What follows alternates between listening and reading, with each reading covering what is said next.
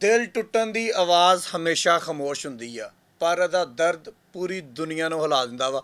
ਝੰਗ ਤੋਂ ਅਫਸੋਸਨਾਕ ਖਬਰ ਆ ਰਹੀ ਆ, ਜਿੱਥੇ ਘਰ ਦੇ ਵਿੱਚ ਰੋਜ਼ ਲੜਾਈ, ਪੈਸਿਆਂ ਦਾ ਮਸਲਾ, ਜ਼ਿਹਨੀ ਦਬਾਅ।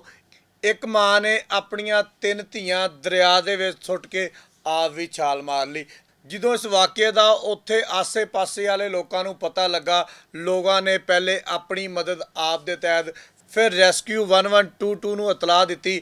ਰੈਸਕਿਊ ਵਾਲੇ ਮੌਕੇ 'ਤੇ ਪਹੁੰਚੇ, ਲੋਕਾਂ ਨੇ ਕੋਸ਼ਿਸ਼ ਕੀਤੀ, ਮਾਂ ਨੂੰ ਜ਼ਿੰਦਾ ਬਚਾ ਲਿਆ ਗਿਆ। ਲੇਕਿਨ ਜਿਹੜੀਆਂ 3 ਧੀਆਂ ਸੀਗੀਆਂ, ਛੋਟੀਆਂ ਸੀਗੀਆਂ, ਦਰਿਆ ਦੀਆਂ ਜਿਹੜੀਆਂ ਬੇਰਹਿਮ ਮੌਜਾਂ ਸੀਗੀਆਂ, ਉਹਦੇ ਵਿੱਚ ਰੁੜ ਗਈਆਂ। ਮੈਂ ਤੁਹਾਨੂੰ ਬੱਚਿਆਂ ਦੇ ਨਾਮ ਤੇ ਤਫਸੀਲ ਸਾਰੀ ਦੱਸਣ ਲੱਗਾ ਵਾਂ, ਫਿਰ ਤੁਸੀਂ ਸੋਚਣਾ ਕਿ ਇਹ ਧੀਆਂ ਜਿਹੜੀਆਂ ਵਾ ਰਹਿਮਤ ਹੁੰਦੀਆਂ ਵਾ।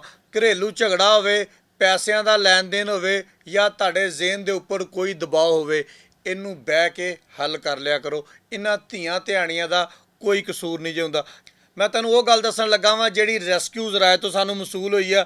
3 ਬੱਚੀਆਂ ਜਿਨ੍ਹਾਂ ਦੀ ਉਮਰ 3 ਸਾਲ, 7 ਸਾਲ, 10 ਸਾਲ ਹੈਗੀ ਆ, ਉਹ ਪਹਿਲੇ ਮਾਂ ਨੇ ਦਰਿਆ ਦੇ ਵਿੱਚ ਸੁੱਟੀਆਂ ਵਾ ਤੇ ਫਿਰ ਆਪ ਵੀ ਛਾਲ ਮਾਰ ਲਈ ਆ। ਬੱਚੀਆਂ ਦੇ ਨਾਮ ਹੈਗੇ, ਜਿਹੜੀ 3 ਸਾਲਾ ਮਰੀਮ ਹੈਗੀ ਆ, 7 ਸਾਲਾ ਸਦਫ ਹੈਗੀ ਆ, 10 ਸਾਲਾ ਸਾਨੀਆ ਹੈਗੀ ਆ।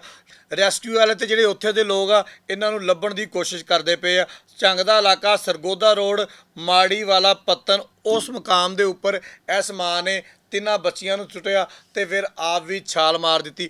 ਮਾਂ ਨੂੰ ਤਾਂ ਬਾਹਿਫਾਜ਼ਤ ਕੱਢ ਲਿਆ ਗਿਆ, ਲੇਕਿਨ ਮਾਂ ਕਿਉਂਕਿ 3 ਬੱਚੀਆਂ ਦਾ ਸਦਮਾ ਵੀ ਆ ਤੇ ਉਹਨੂੰ ਆਪਣੇ ਬਚ ਜਾਣ ਦਾ ਸਦਮਾ ਵੀ ਆ। ਉਹਦੇ ਕੋਲ ਪੁੱਛਣ ਦੀ ਕੋਸ਼ਿਸ਼ ਕਰਦੇ ਪਏ ਆ ਕਿ ਆਖਰ ਕੀ ਹਾਲਾਤ ਸੀਗੇ, ਕੀ ਵਜ੍ਹਾ ਬਣੀ ਆ ਕਿ ਤੂੰ ਆਪਣੀ ਬੱਚੀਆਂ ਨੂੰ ਨਹਿਰ ਦੇ ਵਿੱਚ ਸੁੱਟ ਕੇ ਆਪ ਵੀ ਛਾਲ ਮਾਰ ਲਈ ਆ। ਪੁਲਿਸ ਮੌਕੇ 'ਤੇ ਪਹੁੰਚ ਗਈ ਆ। ਪੁਲਿਸ ਦਾ ਇਹ ਕਹਿਣਾ ਵਾ ਕਿ ਇਹਦੀ ਤਫਤੀਸ਼ ਕੀਤੀ ਜਾਏਗੀ, ਲੇਕਿਨ ਜਿਹੜੀ ਇਬਤਦਾਈ ਇਤਲਾਹ ਜਿਹੜੀ ਉੱਥੇ ਦੇ ਲੋਕਾਂ ਨੇ ਦਿੱਤੀ ਆ ਜਾਂ ਉਹਦੇ ਮਹੱਲੇ 'ਚੋਂ ਮਿਲੀ ਆ, ਮਹੱਲੇ ਵਾਲਿਆਂ ਦਾ ਇਹੀ ਕਹਿਣਾ ਵਾ ਕਿ ਰੋਜ਼ ਦਿਹਾੜੀ ਇਹਨਾਂ ਦੀ ਲੜਾਈ ਹੁੰਦੀ ਸੀਗੀ। ਘਰ ਦੇ ਹਾਲਾਤ ਵੀ ਕੁਝ ਅੱਛੇ ਨਹੀਂ ਸੀਗੇ, ਜਿਹਦੀ ਵਜ੍ਹਾ ਤੋਂ ਅੱਜ ਇਹ ਇੰਤਹਾਈ ਕਦਮ ਚੱਕ ਲਿਆ। ਬਹੁਤ ਸ਼ੁਕਰੀਆ।